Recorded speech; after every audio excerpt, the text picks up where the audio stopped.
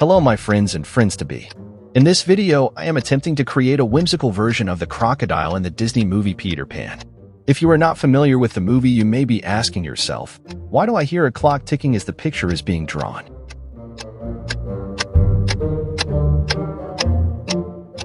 Outside the fact that there is a clock at the bottom left side of the screen.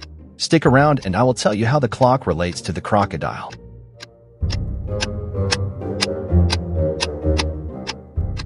The crocodile in the movie Peter Pan has only one thing on his mind: getting Captain Hook. Many years ago, he ate Captain Hook's left hand and has been hungry for the rest of the pirate ever since. Luckily for Hook, the crocodile also ate a clock. Now the crocodile makes a loud tick-tock, tick-tock, which gives a warning to Captain Hook that he is coming after him.